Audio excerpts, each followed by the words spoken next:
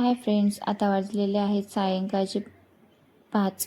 इथे ना खूप सारं ऊन आलं होतं, म्हणजे ऊन पण होतं आणि आभाळ पण येत होतं. आणि इथे बघा किती काळोखा पडला, लगेच आभाळ पण येत होतं.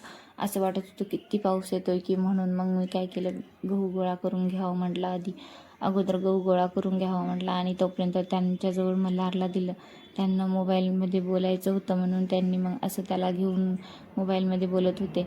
आणि इथे बघा मी गहू पण गोळा करून घेत आहे. खूप सारं आभाळ आलं होतं, असं वाटत होतं किती पाऊस पडतोय की. आणि आपण खूप म्हणजे मेहनत असते त्या गव्हाच्या मागे, खूप करण्याला मेहनत लागते. म्हणून मग म्हटलं वाया नाही जाऊ द्यायचं, बिलकुल वाया जाऊ द्यायचं नसतं. म्हणून मग आता लगेच गोळा करून ठेवला असं छान. या गव्हाला पण जुने गहू होते, पण तरीही म्हटलं एकदा व्यवस्थित ऊन देऊन, कडकडीत आता ऊन पडलं होतं म्हणून मग ऊन देऊन ठेवलं. आणि खरंच ऊन खूप छान पडत होतं, पण मधातच आभाळ आलं होतं. त्यामुळे ना मग असं गहू झाकून ठेवावं म्हटलं, पण झाकून ठेवलं तरी माझं काही समाधान होतच नव्हतं. म्हणून मग मी आता म्हटलं खालीच न्यावं गहू.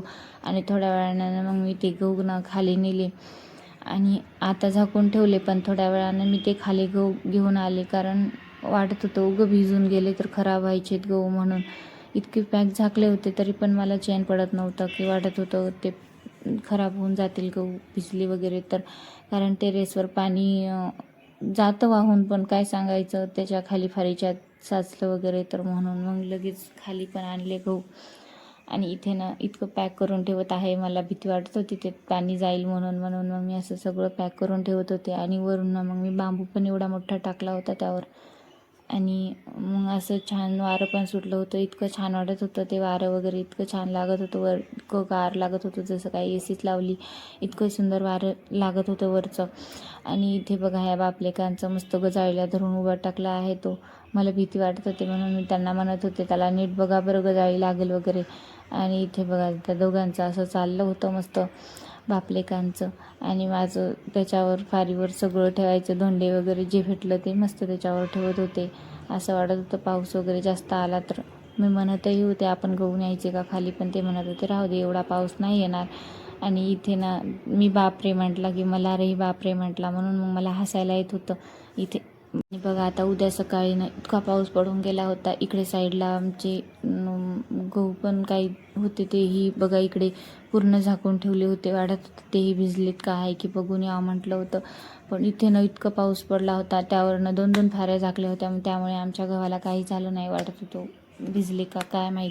आणि तिकडे साईडला पण तिथे गहू होते. आणि मग काय सायंकाळी बघा इथे कुकर वगैरे लावून घेतलं. आणि आता इथे छान कुकर वगैरे, कारण सायंकाळ झाली ना आपलं हेच का रुटीन असतं, कुकर लावायचं, भाजी निवडायची, देवाला दिवाबत्ती करायची, झाडझूड करायची, पुन्हा आणखी बेसिंगमध्ये दिवसभराची पडलेली भांडी वगैरे घासायची.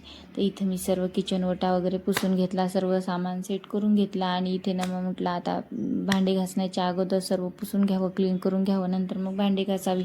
म्हणून इथं मस्त किचन ओटा वगैरे क्लीन करून घेतला, कारण जेवढा किचन ओटा क्लीन असेल ना तेवढं घरात छान वाटतं आणि मस्त असं फ्रेश वाटतं. मला तर वाटतं किचन ओटा जेवढा फ्रेश असेल ना तेवढं करायला पण सोपं जातं. काही म्हणजे घाण वाटत नाही ते करायला. किचन ओट्यावर काही खरकट वगैरे असेल तर मग ते साफ केल्याशिवाय मला आधी स्वयंपाकच करायची इच्छा होत नाही. मग ते आधीच, त्यामुळे मी सर्व किचन ओटा क्लीनच ठेवत असते नेहमी. आणि ते मस्त क्लीन केला. आणि आता इथे भांडे घासायला घेतली. मस्त भांडे आधीच सर्व धुवून घेते भांडे, म्हणून मग नंतर घासायला सोपे जातात. कारण खरकट वगैरे भांड्याला असलं ना ते निघून जातं आणि मग भांडे स्वच्छ धुता येतात. म्हणून मग सर्व भांडे अगोदर धुवून घेतली आणि आता मस्त क्लीन केलं मस्त आता छान. आणि नंतर घासून घेतली. असं छान धुवून वगैरे घेतले भांडे लगेच. मग झालं सर्व हे काम. म्हणजे कसं दिवसभराचे भांडे एकदाचे झाले ना मग स्वयंपाकाला लगेच घेता येतात संध्याकाळच्या. आणि इकडे ना कुकरच्या शिट्ट्या पण होत होत्या साईड बाय साईड. आणि इथे ना मग बेसिंगमध्ये थोडंसं पाणी वगैरे इकडे तिकडे जातं, मग तेही लगेच ओढून घेतलं, म्हणजे कसं साफ राहतं इथं पण. आणि इथे छान असं क्लीन करून घेतलं. आणि बघा आता इथे मस्त बेसिंगमध्ये सिंक पण थोडीशी धुवून घेतली, कारण सिंक स्वच्छ असेल ना तर डास होत नाहीत किंवा छोटे छोटे मच्छर वगैरे काहीच, म्हणजे माशा वगैरे काहीच होत नाहीत घरात. म्हणून मग आता सिंक वगैरे नेहमी क्लीन ठेवली पाहिजे. आणि त्यामुळे ना मग मी मस्त असं सिंकमधलं सर्व खरकटं पाणी वगैरे सर्व ते अशी चाळणी आहे माझ्याकडे, त्यामुळे त्या चाळणीत सर्व अडकतं आणि मग ते काढून फेकून द्यायचं आणि स्वच्छ होऊन जाते, क्लीन होऊन जातं आपलं सिंक. त्यामुळे ना माझ्या सिंकला नेहमी माझे मच्छर वगैरे बिलकुलच राहत नाहीत, असं मस्त राहतं क्लीन वगैरे त्यामुळे. आणि इथे ना सायंकाळचे कपडे वगैरे टेरेसवरून काढून आणले होते, तेही घड्या करायचे होते म्हणून मस्त असं. आणि इथे ना इतकं गरमी होत होती आभाळ आल्यामुळे, इथे आभाळ पण आलं होतं खूप सारं आणि इथे गरमी पण होत होती, म्हणून मग आता इथे ना टेरेसवरले कपडे आणले होते बघा. मला लाडला माझ्याजवळ बसायचं होतं, त्याला मम्मा तू घे म्हणायचं होतं, म्हणून तो असा किरकिर करत होता आणि त्याला ना मग असं घ्यायचं होतं. बघा तो कसं करत आहे, मम्मी तू घे मला आधी मग नंतर घड्या कर, असं चाललं होतं त्याचं. मग काय त्याला घेतला आणि इथे घड्या करायला घेतला बघा. असा एखाद्या वेळेस खळीला येतो ना, असा धिंगाणा करतो, मम्मी तूच घे मला म्हणतो, असं दुसऱ्याने घेतलेलं बिलकुल पटत नाही, मग त्याला असं रडतो. मग इथे काय त्याला घेऊन मस्त अशा घड्या केल्या धुण्याच्या, कारण आता नाही केल्या तर मग ते तसंच मेसी राहून जातो. मग स्वयंपाकाला लागलं की आपण मग ते स्वयंपाकातच लागतो आणि मग लेकरू किरकिर करायला म्हणून त्याला झोपी घालण्याच्या मागे लागतो. मग ते घड्या तशाच राहून जातात करायच्या, म्हणून मग आधी वरचे धुण्याच्या घड्या करून घेतल्या मस्त. आणि इथे छान असं बेडशीट पण धुवून टाकली होती मी आज, आणि उशाच्या पिलोच्या खोळ्या पण धुवून टाकल्या होत्या, त्यामुळे मस्त अशा त्याही कडक वाळल्या होत्या. ऊन होतं दिवसभर, पण सायंकाळी थोडंसं आभाळ आलं होतं आणि दिवसभर ऊन राहत होतं आणि सायंकाळी आभाळ आणि संध्याकाळी पाऊस, असं चाललं होतं वातावरणाचं.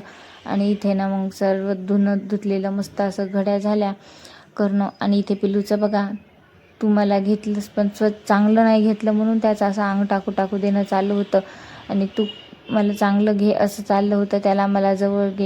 चला तर मग असा गेला आजचा दिवस. भेटूया नेक्स्ट ब्लॉगमध्ये, तोपर्यंत बाय बाय. चॅनलला नवीन असाल तर लाईक सबस्क्राईब करायला विसरू